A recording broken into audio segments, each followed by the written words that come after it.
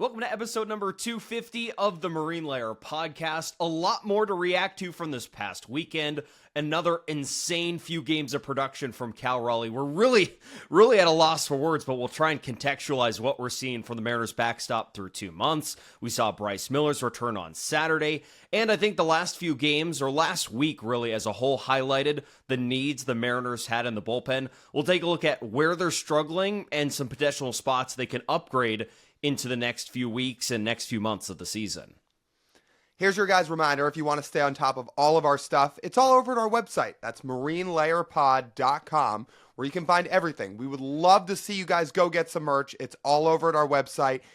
Keep rolling it out. Keep wearing it around the park. We love seeing it. So go get your merch over at our website. You can sign up for our Patreon. You can find our live show schedule. That's all over there.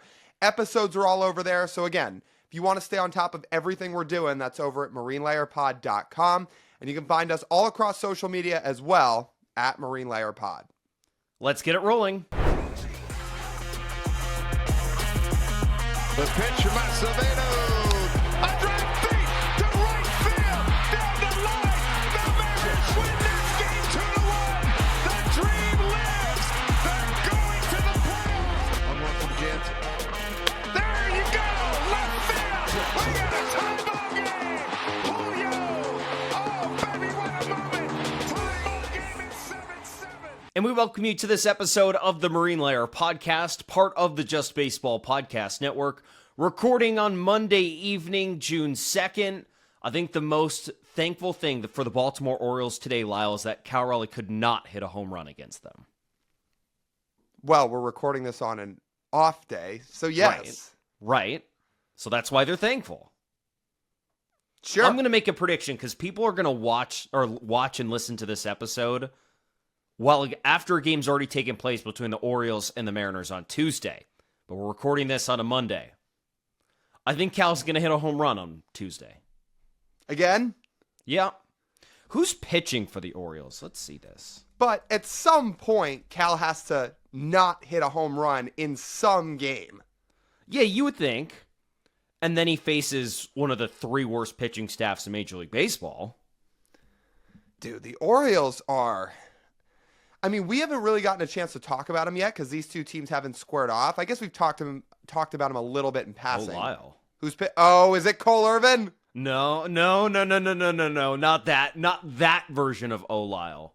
It's Tomoyuki Sugano. So if our friend Peter Apple can get a hit off of him in 10 at-bats, George Kirby's hitting a dinger.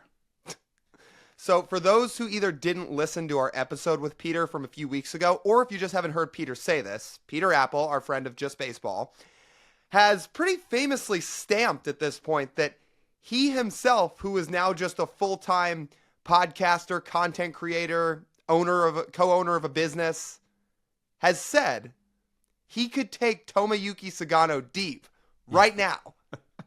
Now, Tomoyuki Sugano's got like a sub-4 ERA. I think it's about 3.3. It's 3.23. So, Peter, listen. If you can fly out to Seattle and suit up this week, go right ahead. Because you know what? The Mariners need offense behind Cal Raleigh. And if you think you're taking Sugano deep, I'll take any runs the Mariners can get. I'm guessing you're not going to be very expensive either. So no, wouldn't be. I don't think he'd be very expensive.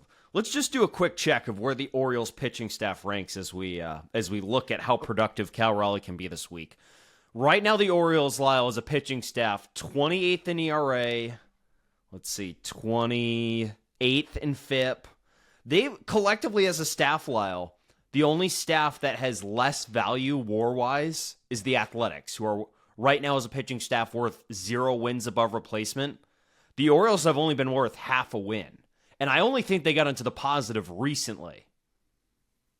That is unreal. What's funny about the Orioles, too, is them and the Mariners got clumped together a lot in terms of who had the worst offseason in baseball. The consensus nationally seemed to believe it was the Orioles and the Mariners.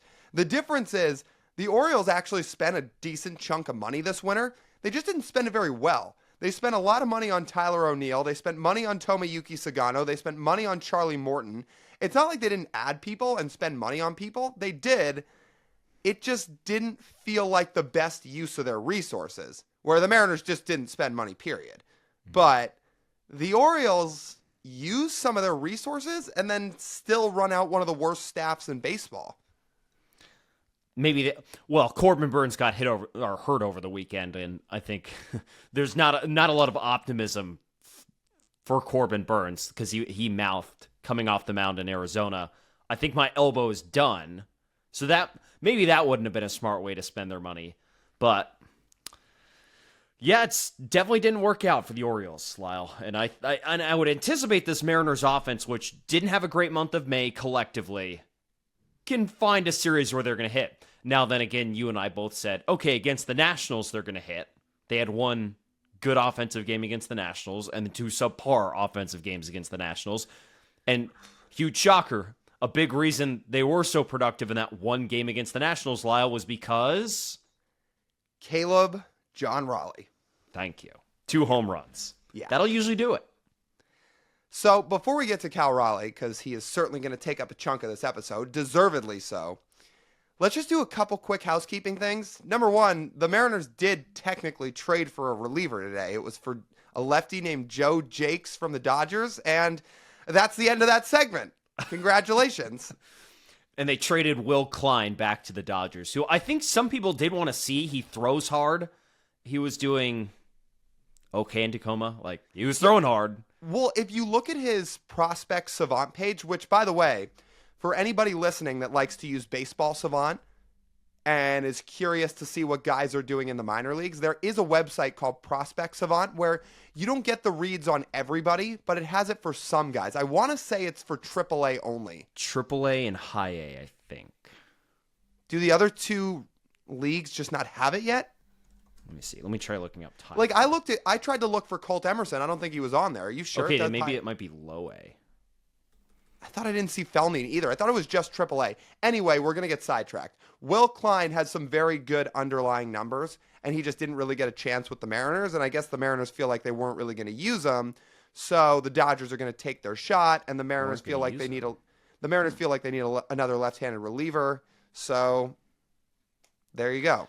Again, Do you know what's going to get you? The Mariners don't feel like they're going to use you. You have an 18% walk rate.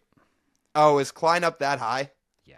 Yeah, so that's not going to... Everything else is good, but if that number is going to be there, yeah, the Mariners... One of the few things the Mariners have still done really well as a bullpen this year is not walk batters. They tried it with Ryan Stanek last year, and given that they salary dumped him at the deadline instead of letting him pitch out the rest of the season, sort of tells you how they feel about that. Right. And scene, lefty Joe Jakes is a Mariner. I just don't want to spend too much time on him when we have obviously a lot to talk about in this episode. So that happened. Also, long overdue, Randy Johnson is going to have his number hanging in the rafters for the Seattle Mariners. That was pretty cool. Here on Monday, they announced on Monday morning, this is happening. It's going to be in 2026, and Randy talked about, look, I don't want to overshadow Ichiro's year and his own retirement ceremony, which was pretty nice of him. So in 26, they're going to retire his number, and they're going to have 2 different 51s retired inside T-Mobile Park. The original idea, though, I think they floated, was to have them both retired at the same time. Yeah, I think that happened. Well, that happened a few years back. That came from the Mariners. I would see that came from the Mariners, right? But that's not what they wanted. This is the right way to do it. What they're doing right now is what they're doing right now is the right way to do it. Each were such legends in their own right, have such a history, like have such a mark on the Mariners franchise in their own perspective or in their own, respects. Don't clump them together. Just let them have it be separate. And by the way, Alex Mayer tweeted this out today, and it's from the Mariners game notes. But the Mariners are not the first team to retire 2 guys with the same number. In fact, they're pretty far from it. It's not that uncommon. So, yeah, this is the right way to do it. When you have 2 guys who are arguably on your Mount Rushmore of all-time franchise greats wearing the same number, just retire them separate. That's what they're going to do. That's pretty cool. And Ichiro then came out after this, and he told the story of Randy told the story that Ichiro called him to ask for his permission to wear 51 when he came over. Right.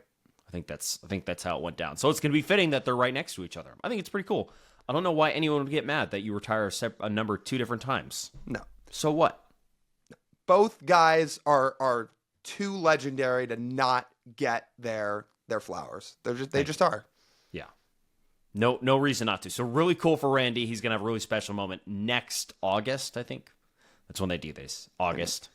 So. And he, I'll spend 60 seconds on this, but he claimed on Monday during that Zoom call that, man, he has a different memory of how his time ended here. He said, yeah, the Mariners didn't offer me a contract. I wanted one. I was happy to stay, but they didn't. And what was I supposed to do? Yeah, I mean, that was so long ago. Like, there could be some truth to that. I'm not trying to call Randy like a liar. I talked to my dad about this, who was about as diehard of a Mariner fan as you can get, who was, alive and functioning, unlike myself, before Randy got traded. And he's like, yeah, I don't really think that's how it went. Randy was, trying to get traded.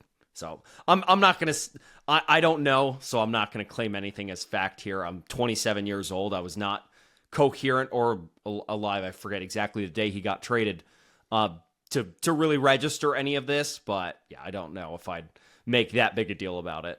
It is a funny quote, though, for people who probably are unaware, and they're like, oh, yeah, of course the Mariners would do that. I don't know. It's just interesting. It's interesting to hear Randy's perspective on it all these years later.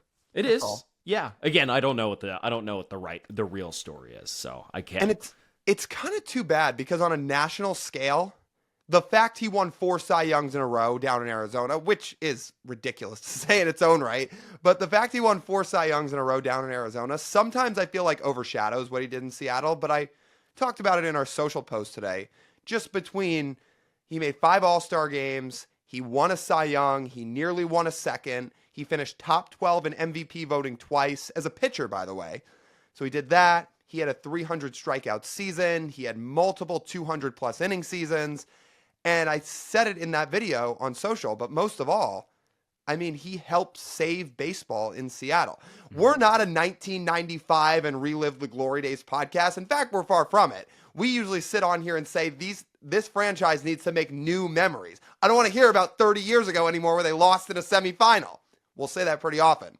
However, when you are talking about the story of Randy Johnson, it is only right to acknowledge that if he doesn't pitch the way he pitches and performs the way he performs, yeah, we might not be sitting here doing this podcast right now because Seattle may not have a baseball team without him. If only they managed to keep him, Lyle. Oh, my God. You and I were sitting and talking about this pre-recording. They literally had the arguably greatest center fielder, DH, shortstop, and starting pitcher of all time on the same roster at the same time. Yeah, and didn't make a World Series. They didn't make the playoffs one year. I know. In 96, I know. Like, how is that possible? This is why, again, is why. So we had Adam Ray on back in November, and we were up against the clock a little bit with him, so we didn't get a chance to push back on this enough. But Adam was talking about this is why you can't ever forget 1995 because, like, for a variety of reasons, and people talking about how it saved baseball, and it was like the first real magic memories in the Mariners history books and everything, which is fine. The 27-year-old perspective on it, and I'd say the Gen Z perspective on it, is we sit here and say, great, but that was 30 years ago, and they didn't make the World Series. Like, they didn't win it. They didn't make it. They lost in the semifinals. Yes, it's technically called the ALCS, but if you want it in lamest of terms, they lost in the semifinals. So, again, when you hear the Gen Zers talk about that they don't want to hear about this anymore, this is why, because you want new memories to be made. But I'll go back to it again. When you talk about the story of Randy Johnson, like, it has to be acknowledged, and that season has to be acknowledged. And the story of the Seattle Mariners franchise cannot be told without Randy Johnson. I think that's where it ultimately all comes down to, and those numbers that are hanging out above left center field, like, that's what that is. Do they have room for 2 more? Is that what it is? There's 3 up there. I think there's room for 2 more. Have they said there's room for 2 more, or are we just, like, guessing based on space? Well, guessing based on space.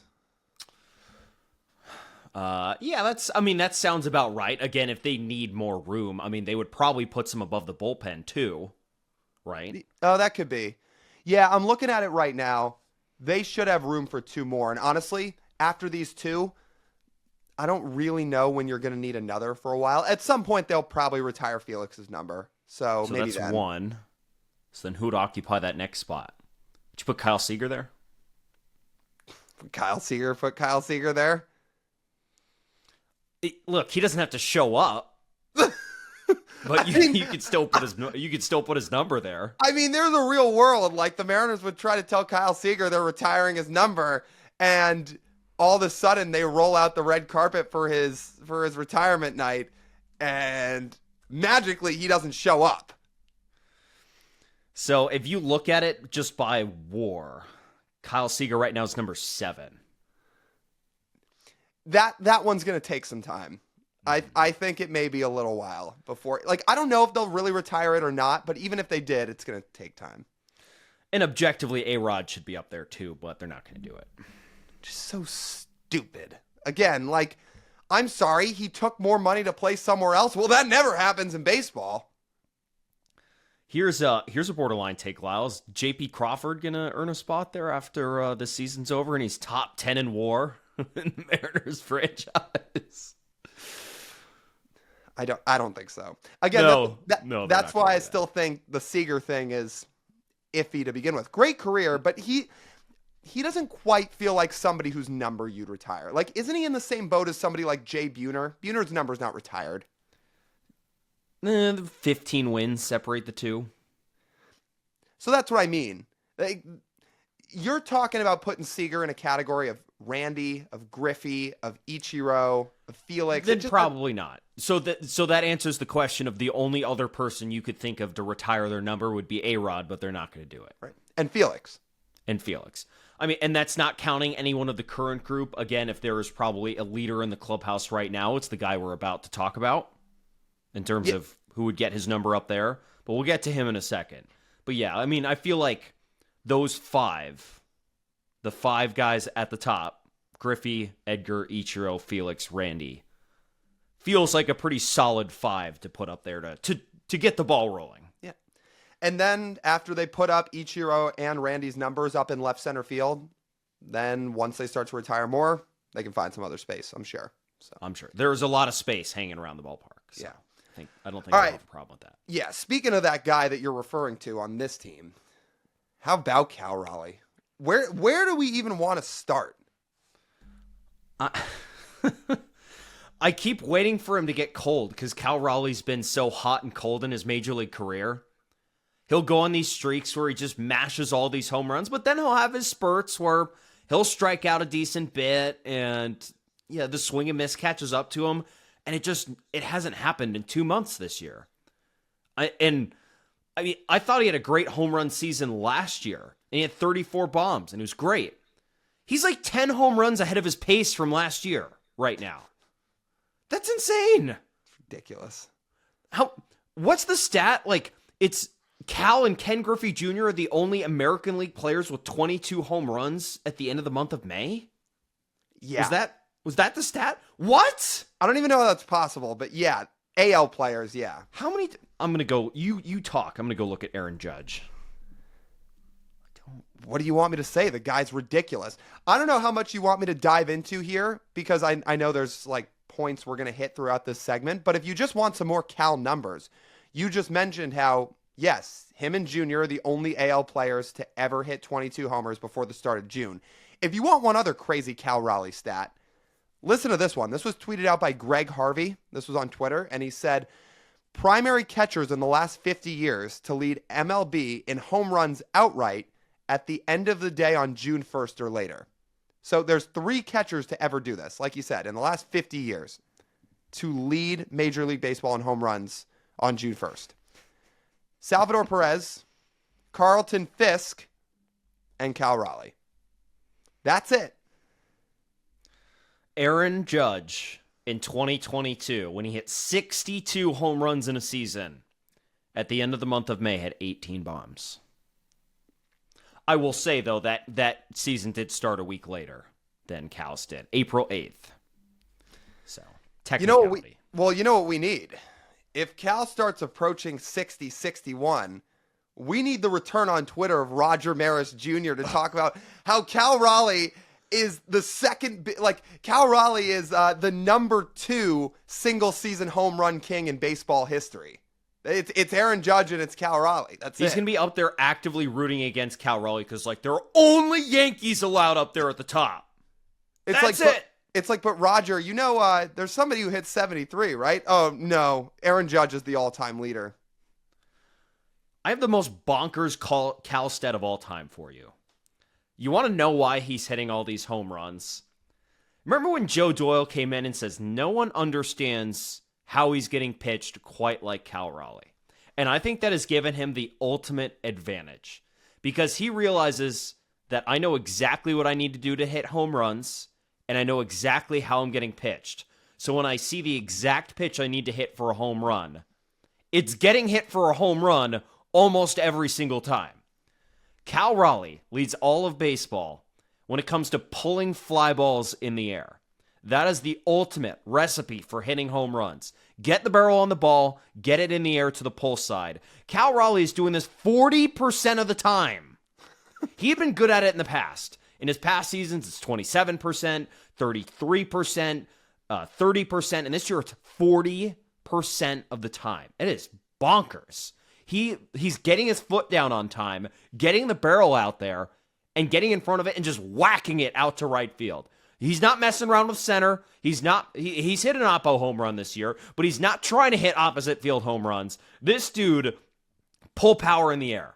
And it is, until today when Shohei Ohtani hit another home run, led him to leading Major League Baseball in home runs. You can do an update on the stat we tweeted out last week where Cal Raleigh was pacing for a 9.9 WAR season, which would have eclipsed 2012 Buster Posey. It would have eclipsed 1997 Mike Piazza, 1972 Johnny Bench, and some of the other greatest catching seasons of all time. So I'm joking around that the Mariners need to make space for number 29 out there in left center field above the pen. When you put together a season like this, it's not the craziest thing ever. If he does this and then he has like a few more good seasons, I mean, we're talking about inner circle Mariner. We're talking about someone who went from good Mariner to like inner circle Mariner in a season. Yeah, which is nuts. Yeah. We're going to be talking about him as one of the best players in all of baseball, a catcher. We're not talking about him among catchers. We're not comparing him to William Contreras and Adley Rutschman despite the down year or Sean Murphy or whoever. No, he keeps this up. We are comparing him to Judge, to Shohei, to Acuna, to Soto, to Harper, to whoever you want to comp him to. Like, that's the conversation he's about to be in if this continues. And he's going to be catching. He's catching more than pretty much any catcher in baseball, which we've talked about. He's essentially solved his right-left platoon split. He'd always been much worse as a right-handed hitter. I had the numbers down here. OPS by season as a right-handed hitter. 734, 645, 696, 1,018. He jumped his OPS 300 points as a right-handed hitter this season. And even his left-handed swing, which had always been really good, had taken another like 60% jump up in production this year, which is crazy. The right-handed one, I think, blows it out of the water for me. And the fact he has 1,000 OPS from both the left and the right side, and someone tweeted this at me, the last person to do that in a season, to have 1,000 OPS as a switch hitter from each side, was Chipper Jones in 2008. Chipper Jones had a really good season that year. It's pretty crazy company for Cal Raleigh. Pretty insane. We could sit here and rattle numbers off all day. Like, this is what dudes do, right? We just throw numbers out there like, oh, isn't that pretty cool? I'm about to do something else that dudes do a lot, and it's going to feel... I mean, I debated if I even want to bring this up. Uh-oh. It's a little first takey, but it did get my Stephen mind. A. I mean, it did get my mind thinking a little bit. If Cal keeps this up, we're talking about him as an inner circle Mariner. Like, are we starting to talk about the potential of being a Hall of Famer? He's got so long to go, yes. But catchers don't do this. And if he has a 4 or 5 year stretch where it's anything close to this, where he's actually going to be one of baseball's best players, I mean, it's hard to push by the wayside. Here's what I'll say to that. First off, he probably needs 8 more seasons minimum, right? Let's start there. He doesn't need to do 8 seasons of this, but he needs to play and be good for 8 more seasons at least. That would put him at 13 seasons. Is that my math right? Sure. 13? Close enough. Let's say he needs to get to 13 to 14 seasons. Not all as a catcher, but he needs to do a majority of them as a catcher. Right now, this season on Baseball Reference, he's worth a little under 15 Baseball Reference wins above replacement. Now, if you look at the threshold for catchers in the Hall of Fame, it is lower from a WAR perspective because they don't get to play as much. Right. And they don't have the volume and they wear down quicker. My statement on this will be that Cal Raleigh is having a season right now that is of the quality of a Hall of Fame baseball player. But that does not mean that Cal Raleigh is yet a Hall of Fame baseball player. Well, that's not what I'm saying. No. But, sorry, like this, even having one season like this does not put you on pace for the Hall of Fame. Hall of Fame requires longevity. Well, of course it does. Yeah. And there's plenty of guys that had one huge year and then just don't do it ever again. Do you want to use Justin Morneau as an example? Like, he won an MVP. I'm not saying it always happens, but like, I'm looking at Joe Mauer's first couple of seasons. So his WAR in his first 3 full seasons, 2.8, 5.8, 3.9. And if you want to go to Cal Raleigh's first 3 full seasons, it's 3.9, 3.4, 4.7. So if my math's right, Mauer would still be a little bit ahead. But that's what I'm getting at. Like Joe Mauer did not take much. I mean, Joe Mauer was pretty easily voted in. He was a first ballot guy, right? He wasn't second ballot. Here's, I think, the threshold for Cal. I have the Hall of Fame catchers pulled up right in front of me. The average wins above replacement for a Hall of Fame catcher is 53.7. But I'm not looking at that. I'm going to go actually a little lower. Buster Posey's career wins above replacement is 45. Right. I think that's the mark. Do we think now Buster Buster Posey has a little bit of help because he has 3 rings? Is Buster going to get in? Yes. Probably. He's an MVP. He has the greatest catcher season of all time in 2012. Mm-hmm. Right. So. Okay, yes. Again, this is why I preface this with it being a little first take-ish and why I threw this out there. I'm not saying like end his career today and he's going to Cooperstown. I'm just saying if this is like, so here's what I'm getting at, right? This is why I asked the question. If this is going to be somewhat of a trend and not a one-off, like, you can't just push the conversation by the wayside. I know it's been 2 months. He has to finish the season. He has to do it for multiple seasons in a row. But even if he doesn't put up the numbers he's put up this year all the time, even if he's not going to put up near a 200 WRC plus every year, I mean, if Cal Raleigh has a 4-year stretch where his OPS is 880 or something like that, that's a Hall of Fame catcher, and that's not even factoring in what he does on defense. So let me try and encompass what you're saying. Cal Raleigh essentially this season went from what was a very good baseball player to what then in your eyes, as you watch him get better, transform into a type of player that could eventually, with enough longevity, make the Hall of Fame. That's what I'm getting at. Yes. Gotcha. That's a good way to put it. So you're like, okay, Cal was going to be the best catcher in franchise history already. Bar was not very high. But he was playing very well, very productive, lots of home runs, great defense behind the plate, clubhouse leader, etc. But now this season, he takes the step to say, I have more than just that. I'm better than just being the best in franchise history. I have the talent and the ability that I've shown here through 2 months to be one of the best catchers of all time.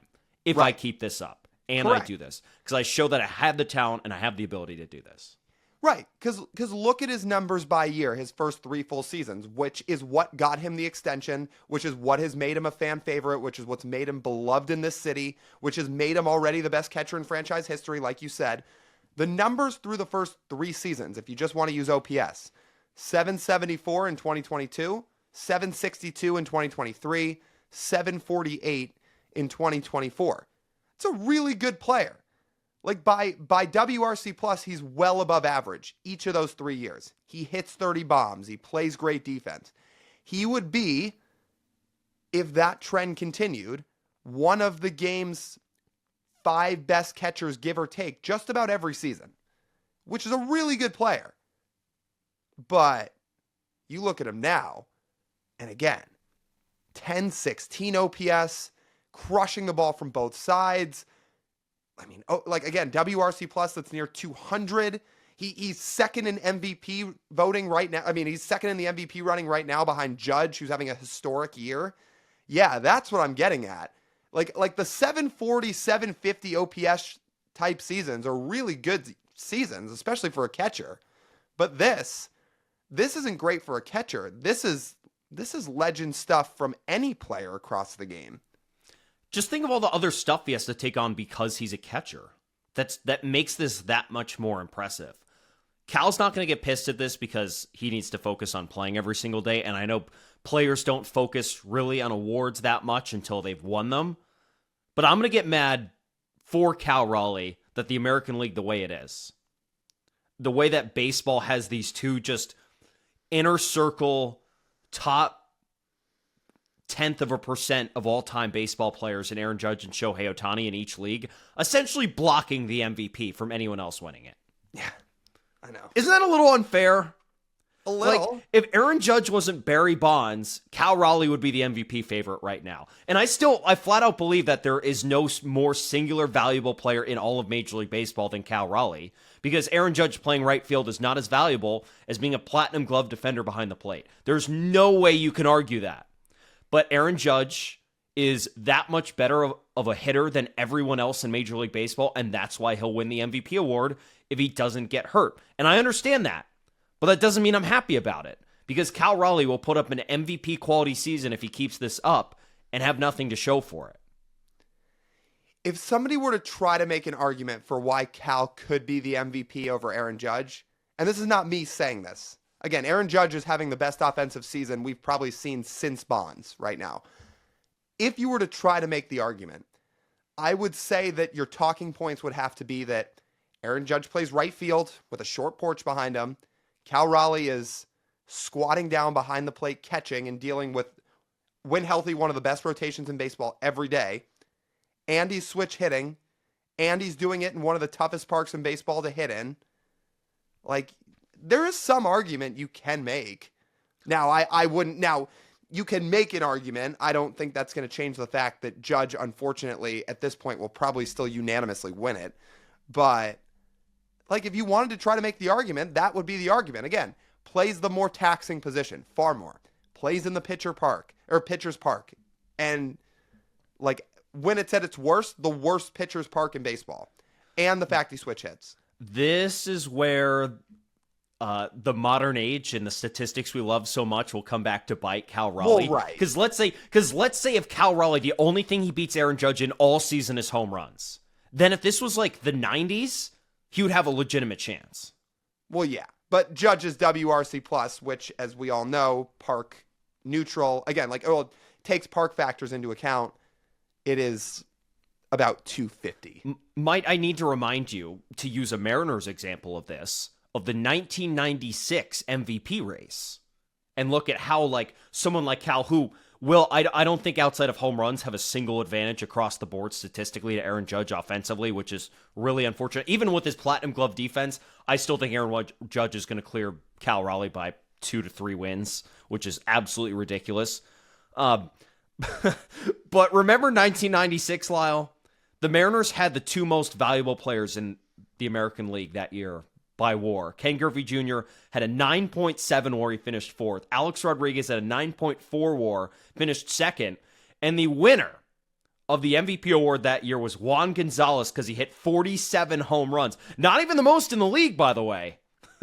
But he still won the award despite the fact he generated 3.8 baseball reference WAR. You probably can't say much about his defense, can you? No. That's the other thing that gets slept on about Judge, too, because he's so big and he plays a corner outfield spot. He's actually a very, very good defender. And it just doesn't get talked about enough because what gets talked about with Aaron Judge is his offense.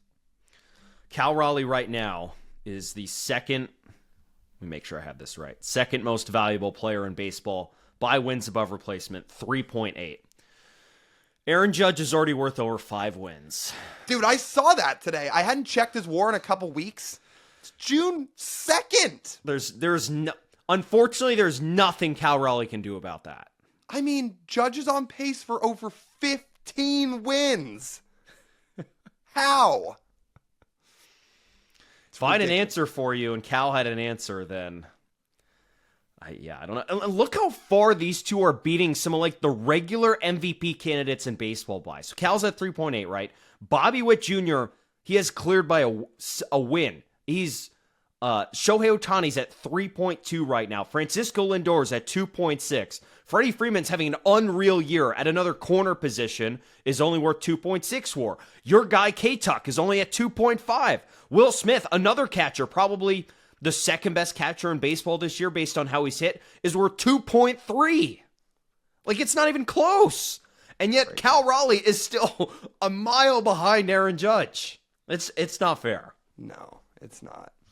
But that shouldn't take away from the fact that what he's doing this year is unprecedented for basically any catcher since the turn of the century and maybe any catcher ever when it's all said and done. If we're going to keep talking and comparing Judge and Cal Raleigh, I had a comp for how this Mariners lineup has shook out with Cal Raleigh's production. Do you feel like this lineup's a little bit like the 2022 Yankees? Yep. I was just thinking that. Where one guy carries the entire load of the offense, and you look at everybody else, and you're like, well, like there's a guy here who did okay, and there's a guy here who had some hot streaks, but there's kind of one guy who is overarchingly miles better than the rest of his team. It matches up almost perfectly. So Matt Carpenter had an unreal like Mickey Mouse 50-ish game stretch during that season where he was unreal. He was actually just about on a rate stat basis as good as Judge. But it didn't last all season because if you remember, he got hurt in the series he played with the Mariners. Didn't he foul ball off his foot? Right? Mm-hmm. Yeah. And that ended his season. Like Rizzo was good that year. They had a handful of guys who were solid. I think Glaber was solid that year. And there was a couple other ones. But the rest of the lineup was objectively not very good. If you were to look at that in the Mariners' perspective, you'd be like, all right, Cal's going to be unbelievably great. Julio's going to be really good. And everyone else is probably going to be good to average to bad. Well, Julio's been really good overall. Offensively, he's been above average. Right. Rizzo that year was a 131 OPS plus. I wouldn't be shocked if Julio ends the season at 131. That's not unreasonable for him. Sure. Yeah. It would be nice if they could pick up some of the slack behind Cal, though, because this is what makes it hard. What happens this weekend if Cal doesn't hit those homers? I mean, they get swept. Yeah. And Cole Young walks into a clubhouse first weekend like this is fantastic, and it's like the Mariners put up 5 runs, I think, all weekend. Oh, no, sorry. They would have scored 6 runs without those Cal Raleigh homers. Right. Crazy. Man. I mean, we could talk about Cal forever, and it's not going to be the last time we talk about him either. We do have some other topics to get to. The only thing I would say as we wrap this up is, one, I hope the offense finds some production around him because that would, do wonders for this team. And if other guys can start to get going even just a little bit. Number 2, man, I hope they find some ways to get him off his feet from time to time, which is so hard to do because he's the best player on the team. But you run the risk of running him into the ground if he does not get off days, because at the end of the day, he is still a catcher. And that's where someone's going to come up to you and say, that is why you bring Harry Ford up. Even if you don't agree with it, it is an active way to get Cal Raleigh off his feet. Because I don't think if I will speak not hearing direct information from the Mariners, I don't think they have any interest in playing Mitch Garver on days that there's a righty on the mound at all. Whether it be DH or it be behind the plate catching for Cal Raleigh. They need someone where they can essentially force Cal to DH and not catch. Yeah. And that would the only player in the org that you could probably make the case for that would be Harry Ford. Okay, but even DHing, that's still not a real day off his feet either. It's not, but when he's the best player on your roster, you can't. Are you going to give him a day off? I mean, you could probably give him a day off. Lyle, I'd take that. But even if you give Cal a day off, you know what's going to happen? He's going to pitch it. And that's fine, but when you think about a full season of this, especially, or even just the longevity of a career, like if he doesn't get days off, look, Cal may just be built different and beats every narrative that's ever been out there about catchers, but history does show catchers need some days off their feet. I would like to see Cal Raleigh be really good for a long time. It's a good problem to have, but this is the problem when your catcher is your best hitter. Yeah. If you need him in the lineup, he needs days. I still feel like we may not see Harry Ford till August. The reason I say that is because if he's not traded at the deadline, then sure, at that point he may be called up. Right. But again, it just depends what the objective is. Is the objective give Cal days off, or is the objective to maximize Harry Ford's trade value? Right. Right. I mean, if they're actually going to keep Harry and they could even get him to play the outfield once a week, then there's an actual way he could play because Harry could catch twice a week. Cal could DH one of those days. He could get a day off one of those days. And then you could have Harry play a day in left field. I know it didn't look great in Double-A, but if he develops a little bit with it over time, that's another day. Then maybe he DHs a day. Then Harry Ford's playing a few times a week. His development isn't stunted, and you get Cal off his feet. There's a way to make it work. It's just about what do the Mariners want. Right. And they will answer that question for us if Harry keeps raking down in the minors and they keep this show going. Right.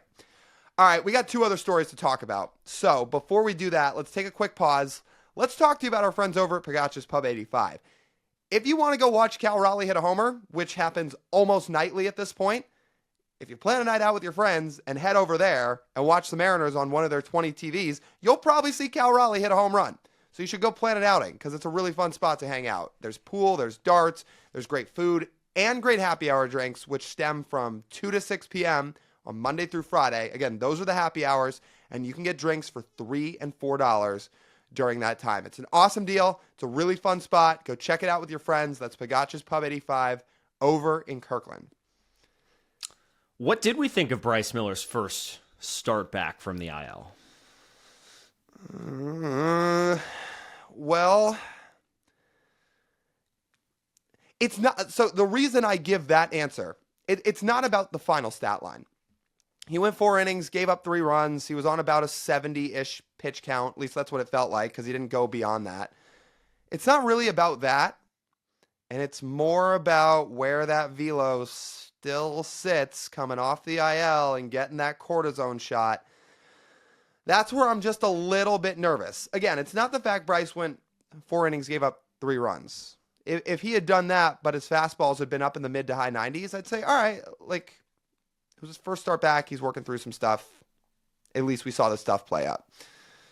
That fastball was still at 91 miles an hour in the 4th inning. And I think that's where I get a little nervous. It looked like pretty typical 2025 Bryce Miller.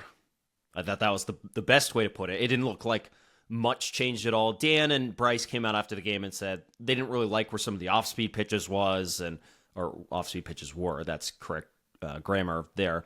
And that they felt like was part of a reason, not just the velocity of why Bryce wasn't great.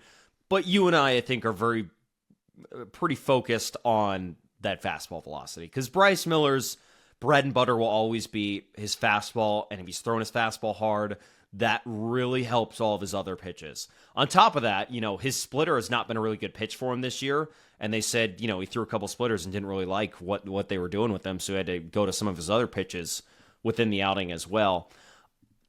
Note that there was the 10-minute delay with the fire alarm on that Saturday right before that 4th inning where his velocity really did dip down a little bit. And Bryce talked about, hey, my arm usually kind of tightens up on a cool night if I'm not moving around, I'm not throwing, I'm not active and in the game. So I can believe that, right? You just took 2 weeks off, you come back, you throw really good in the 1st inning. He looked great in the 1st inning. Velocity was up, stuff was moving, looked great.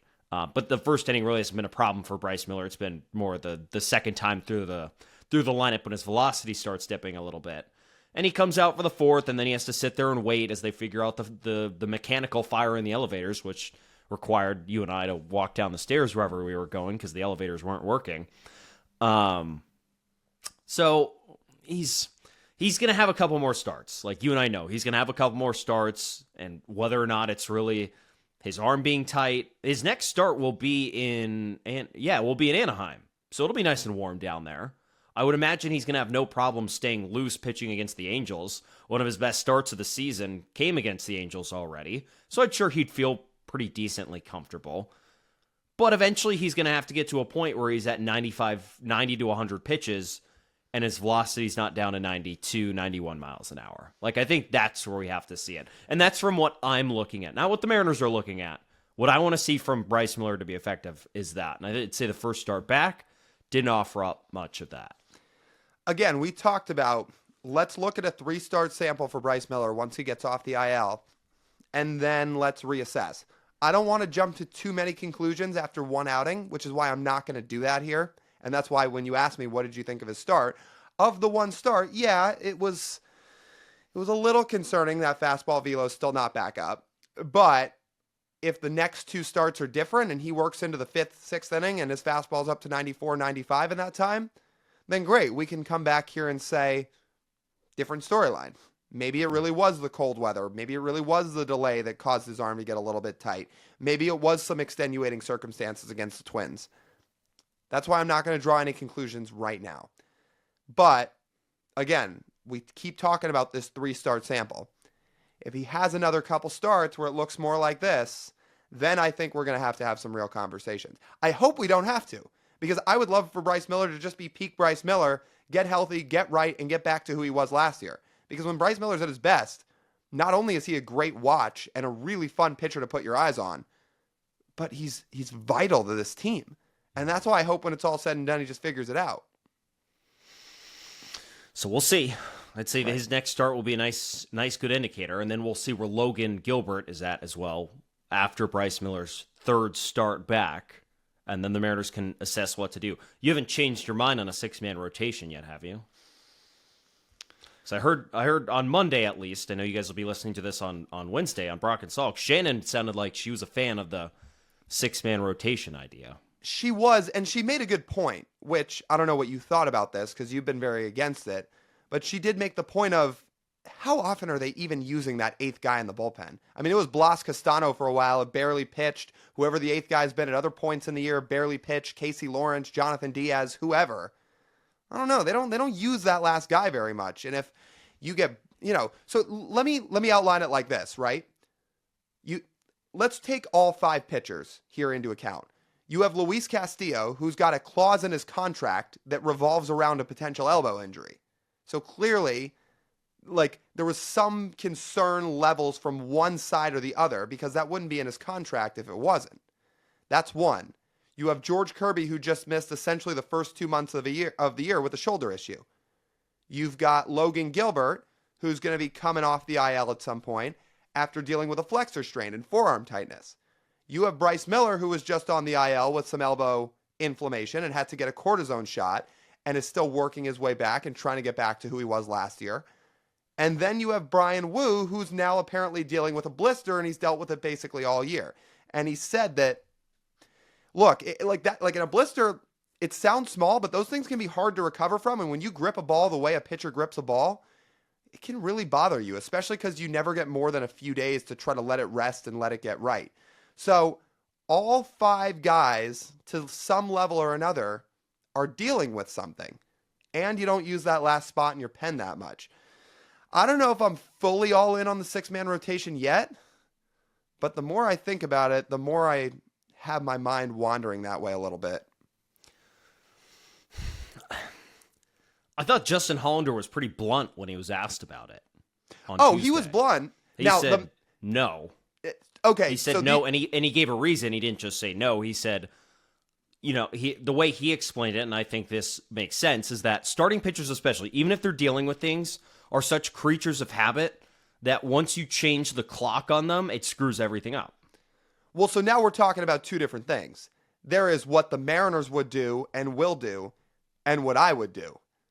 This is like that, and that's kind of what Shannon said on Brock and Salk here on Monday, too. She said, I would go with the 6-man rotation. Now, the Mariners don't seem to have any indication that they want to do that, but she said she'd be interested. Right. But I agree with what Hollander said, as, sort of my opinion, right? I would rather the pitchers be pitching normally, because I think that will get them back to better health more than pitching in a 6-man rotation. These guys have all pitched in 5-man rotations essentially the entire time they've been up at the big league level. Do you think now all of a sudden they want an extra day or two to rest? I don't think so. I think they would rather just keep their normal routine. Like, what if you have 2 extra off days? And then what do you do? What do you mean? Like, literally, what do you do? If Bryce Miller gets 2 extra off days, he has his pen right in the middle of his start, what does he do for those other 2 days? Like, he's used to starting one of those days. Yeah, and this could be why they might not do it. I'm just saying. And Bryce then would come out after and say, yeah, man, these extra days are like, they're screwing with me a little bit because I'm so used to throwing on this schedule that when I'm not doing that, it's messing with me. And I would rather just be on my normal schedule. That's how I feel like I'm going to get back to normal. And ultimately, this just may be nothing more than a conversation because the Mariners may not change anything. I'm just saying, for you to keep in mind, for everybody listening to keep in mind, all 5 Mariner starters are dealing with something. So they might not always speak out and say, yes, we need the extra day in the 6-man rotation, but it's just something to think about. I also don't think this is going to help the bullpen out at all. And the bullpen, as injured as the rotation is, Lyle, this is going to be a nice transition into the subject. The bullpen needs all the help it can get. Well, yeah. Yes, it does. Yeah, this bullpen's got me real worried. I can't even sugarcoat it. This bullpen, and we saw it on display this weekend, it's got its issues right now. I mean, highlighted. Sorry, go ahead. No, I was just going to wrap up and say it's got its issues through the first 2 months. We've highlighted a couple different times that the biggest issue with this bullpen is not being able to strike guys out. And how did those 2 extra inning debacles unfold? Because you had 2 sort of pitch to contact guys on the mound pitching to contact. Contact with runners on base, run score. And then you sit here 2 months into the season, we talk about how great Cal Raleigh is, and then we look at the Mariners bullpen right now. They're 15th in ERA. They're 21st in FIP. They're usually great in FIP. They usually get a lot of strikeouts, a lot of ground balls, don't allow home runs, don't walk guys. But the FIP is telling us the opposite story. They're 26th in strikeout rate. They're 22nd in WHIP. That's not a winning formula. The Mariners' weakness last year, besides the offense, was the bullpen. And the bullpen now has regressed even further. And if you just pull up a stats page and look at who has thrown and how productive they've been this year for the Mariners, this stat, I think, highlights it the most. The guy who's thrown the most innings in this Mariners bullpen this year is Edward Bizzardo. He's thrown a little over 28 innings so far. He's been worth 0 wins above replacement. He has accumulated 0 value above a replacement level player for this Mariners bullpen. Replacement level players cannot be the guys most used in the bullpen. It cannot be the case.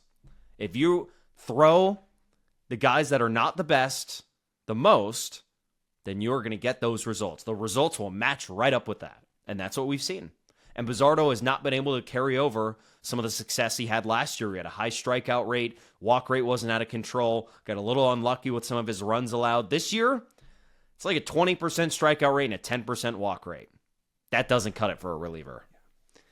And by the way, they're top 10 in the league in home runs allowed, and not in the good way. They've allowed the 9th most home runs as a bullpen in baseball. So let me speak this into existence as, I can't even talk. Let me say this as loud and clear as humanly possible. This team needs multiple leverage bullpen arms at the deadline. Need it, need it, need it, need it, need it. You want a hot take? I would rather see them get 2 leverage bullpen arms than a single bat. I would give up them getting a single hitter at this deadline if they are going to go get multiple bullpen arms, leverage bullpen arms, because that's my level of concern with this bullpen right now when you get past Andres Munoz, Matt Brash, and Gabe Spire. You get past those three, and my concern level is pretty high.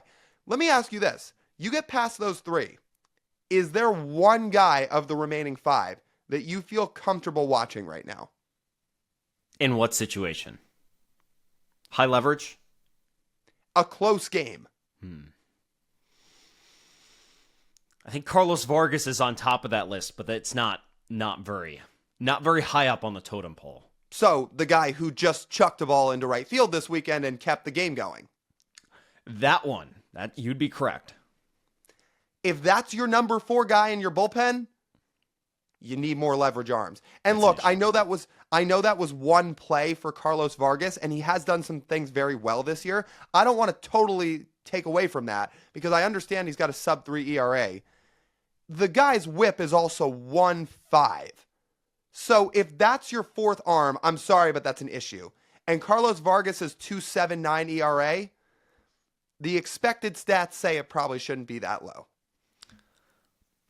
I'm going to circle back to the strikeout rate and how the issue of that can pop up. The Mariners right now have 3 regulars who have an above average strikeout rate, and they would be who you expect. Gabe Spire, Andres Munoz, and Matt Brash. That's it.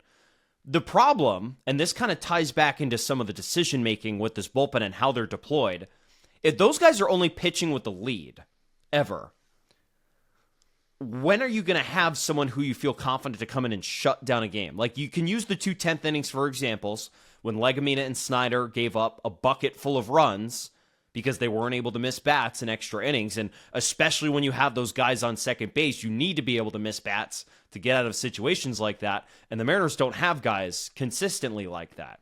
So those are only 3 guys, Lyle, who have an above average strikeout rate that are regulars. You know what I think of as a really good Mariners bullpen? 2023. That was a fun, really good group of guys out in that bullpen. Justin Topa, Gabe Spire, Matt Brash, Andres Munoz, Sauce. Taylor Saucedo was really good that year. They had plenty of good guys who had really productive years in that Mariners bullpen. I set some filters for innings minimums, but even still, that group had 8 guys with an above average strikeout rate. And that doesn't include Topa or Sauce, who were 2 of the better relievers in that pen that year. But when you have 8 guys you can trust to go in there and get a strikeout, and then you have 2 more ground ball guys on top of it, that is a better strategy as opposed to having 3 elite strikeout guys that you only throw when you have a lead, and then some more ground ball guys, or even not ground ball guys. Not all these guys are like this. And it makes it really tricky. And when you're pitching in these small samples and these high leverage spots, you need to be able to miss bats. And if you can't miss bats, it's a disaster. And the Mariners have found that out the last year and 2 months. That, yeah, their offense has been a problem, but their bullpen has been just as big of a problem. And it's been, I think, in my opinion, because they have tried sort of the same strategy that got them the 21, 22, and 23 bullpens, which were a massive success. But their resulting bullpens after that, after those guys have kind of left and gone away, have not been as successful. So maybe it does require a little bit of a reevaluation of how you're going to go about acquiring guys to put in your bullpen. Well, it starts with making trades at the deadline. That would be a great start. I just don't want them to be spooked by what happened to Stanek last year.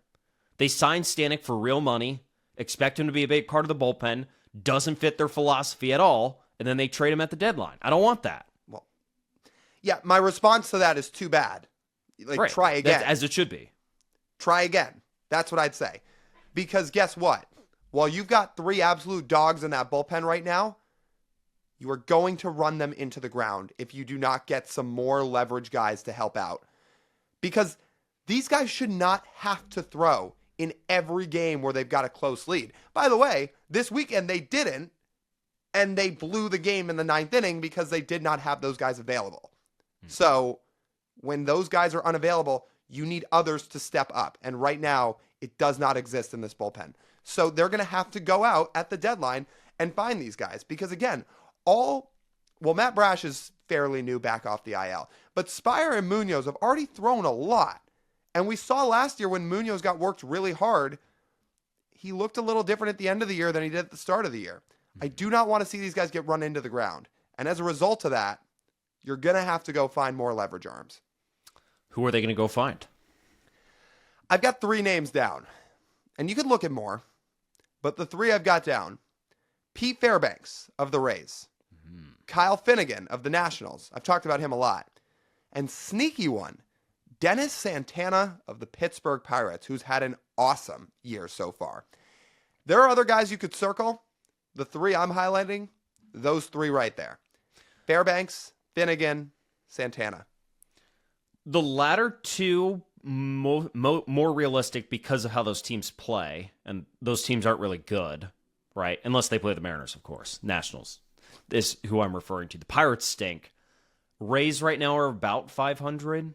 Like, they're floating. But the Rays always do cycle guys out because Fairbanks is a free agent after this season, and obviously they're not planning on re-signing him, so they might want to just get some value for him. Here's another problem with how the Mariners approach acquiring relievers. Like, they love control, right? As any team should. They love having multiple years of cheap control of baseball players. But when you start trying to go acquire, like, really good ones that have multiple years in control, well, that's how you end up giving up, Jared Kelenic for Edwin Diaz and Robinson Cano. And I'm going to be frank, as great as Edwin Diaz sounds right now, I don't know if I want to give up a Jared Kelenic prospect for a reliever. Doesn't sound like a smart strategy for doing that.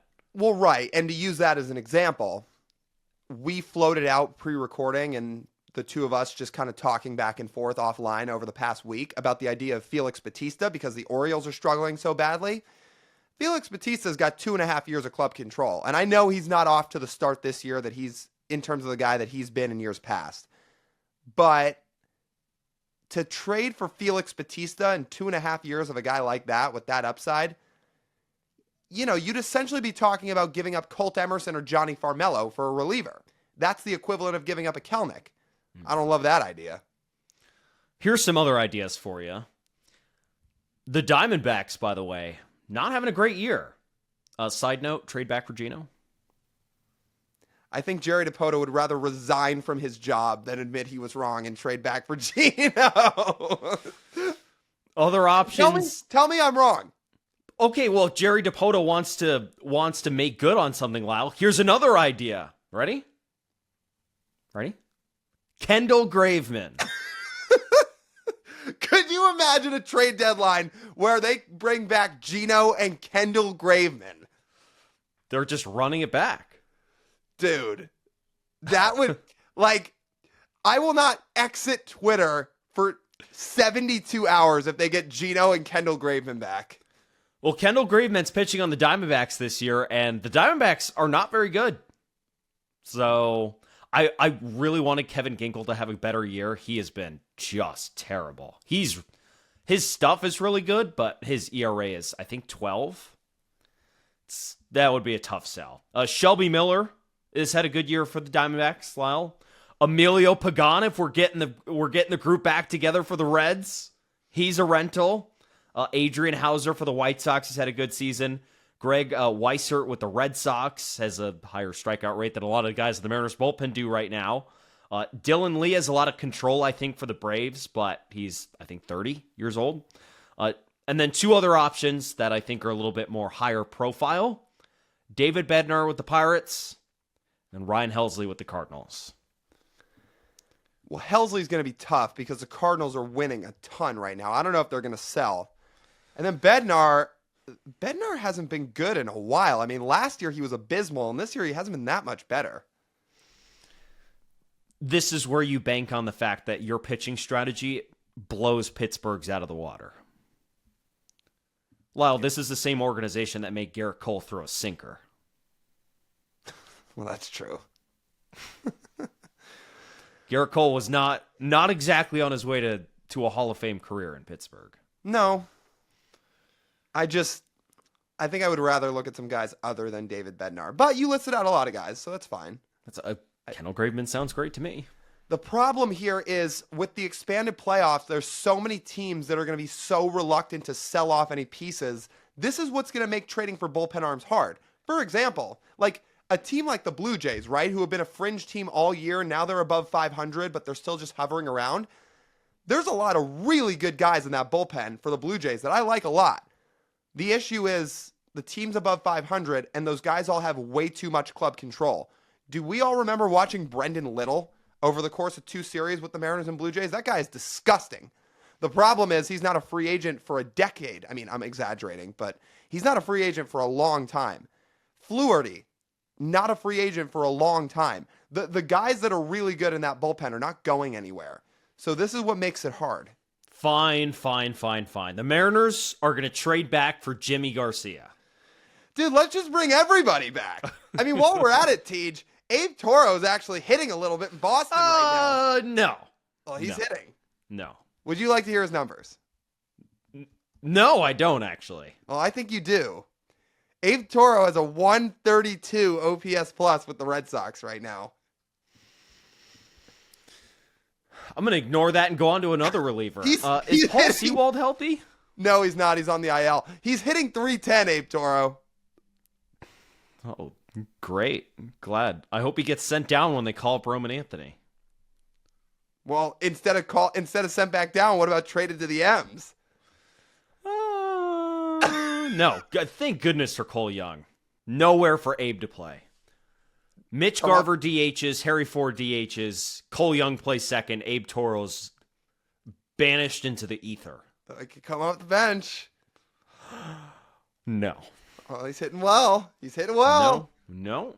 Oh, I think they got to explore it. Also, anyway. I forgot Paul Sewald's not on the Diamondbacks anymore. And no, the he's with the Guardians are playing pretty well, so he's probably not available. Okay, the issue here is that we're highlighting there is not a lot of options. We highlighted some, and we hope the Mariners bounce and pounce is the right word. We hope they pounce on some of those guys and actually, get aggressive and trade for some bullpen arms because they need them. But we'll see if they do. The Mariners' problem is not unique. There's a lot of teams in baseball that need relievers, unfortunately. Yeah, so there's going to be probably 15 teams that want to leverage reliever, and there's going to be about 6 teams that have one to sell. Right. And which is where it's good you have all your prospects, but then it's like, all right, how many prospects do you want to give up for a reliever? Different when you're going for bats, but a reliever? It's like when Lyle and I sat on this very podcast in the very early stages of it and said, Eric Swanson for Teoscar Hernandez is a massive success. Anytime you trade a reliever for a position player, it is a win from a value perspective. Now the Mariners are the other side of the coin this deadline, where they're going to have to judge how much they're willing to give up for these arms. Because they need them. They want to win anything. They need better bullpen arms. If they roll this bullpen out and somehow make it October, they're not making it. Yeah, this bullpen just feels like if something does not change with the guys 4 through 8 in this pen, we may have to see a lot of things get reshuffled. If they want this bullpen to be a playoff caliber bullpen, when you get past Mooney, Brash, and Spire, we may have to see a big turning over of a new leaf or a reshuffling. And that could be something like, I'll throw this out there. You keep the big 3, Vargas stays, and it feels like the Mariners do like him, so he may stick around. But then after him, you may need to trade for 2 leverage relievers and get multiple guys at the deadline, which would be 6 guys in your pen. And if you want to keep reshuffling, then you look down to the minor leagues at a couple guys that are in AA. I still think we're going to see Brandon Garcia at some point this year. Now, he's on a little bit of the Matt Brash trajectory right now where, look, it's actually much harder than people want to give anybody credit for to transition from a starter to a reliever. And Brandon showed a little bit of that because it's, again, it's a big adjustment. He's had some outings where he's looked really good, and he's had some outings where he's clearly still working through some stuff. The reason I still look at Brandon Garcia is because he's punching out 10 per 9. His expected numbers say he's gotten a little bit unlucky. And I think once he has a good stretch here, once he has a stretch of 5 or 6 good weeks down in AA out of that bullpen, you'll see the Mariners call him up. So between him and a guy like Michael Hobbs, this may be what you're looking at in terms of reshuffling a potential bullpen. Do you think Hobbs will get a chance over Troy Taylor? I feel like the Mariners want Troy Taylor to be part of this bullpen. They want him to pitch a little bit in Tacoma, find himself, and then come back up. Yeah, it's possible. I mean, obviously we know the Mariners like Troy Taylor, so that could be part of it. But what if Troy proves he needs some more development time? And that's fair. And they, at some point, like Michael Hobbs, for example, for people who are unfamiliar, he's dealing in Double-A right now. He's got a 1.6 ERA in 17 appearances, 22 innings. He's got a high strikeout rate, 30%. He is walking 12% of his batters. But he's been really good. The problem with Michael Hobbs is that on July 10th, he's going to turn 26. Once you reach 26, it's let's see what you got or we're going to move on. Well, I'm just saying Paul Sewald figured it out at 31. Topa figured it out at 31. Guys figured it out Paul late. Sewald was in the big leagues at that point. Michael Hobbs is in Double-A. Okay. Well, I'm just saying that may be a guy they look toward because he's striking guys out. He's got a low ERA. Again, like you're going to need to shuffle. I'm not saying they're going to cut. I mean, they would put him in the bullpen to see what they got in Michael Hobbs. Because it's like, all right, we see you can dominate Double-A at 26 years old. Either you prove it in the big leagues or you don't. I would also note, doesn't mean everything, but right now in 14 appearances in Tacoma this year, Troy Taylor's got an ERA near 6 and his whip's about 1.6. How many of that is specific outings or is it consistent? I mean, he is punching guys out down there. Like, he's punching out about 12.5 per 9, which is a good sign. But, it hasn't been smooth sailing down in Tacoma so far either. It's going to be really interesting, man. I like, again, if something does not change very soon with the guys they currently have in this bullpen, I think they're going to have to reshuffle a lot of things. And I think, again, I'll say it again. I would, at this point, rather see them trade for 2 leverage bullpen arms than a single bat. Like, I would address that first at this point before anything else. And I know that sounds crazy because you can argue they need a first baseman. You can argue they need a third baseman. You can argue they need a right fielder. I would get the bullpen arms first because they really, really need bullpen arms. To make people feel better about Troy Taylor, he gave up 6 of the 8 earned runs he's given up in Tacoma in the first week of the season. All right, so that's a good sign that he's starting to figure some things out now as he's been down there for a little bit. But, yeah, hopefully at some point Troy could factor into this because that'd be great. Maybe they value him over Michael Hobbs, and that's certainly possible. They are just going to think because Troy's 23. Right. And he pitched in some real leverage last year in the big leagues.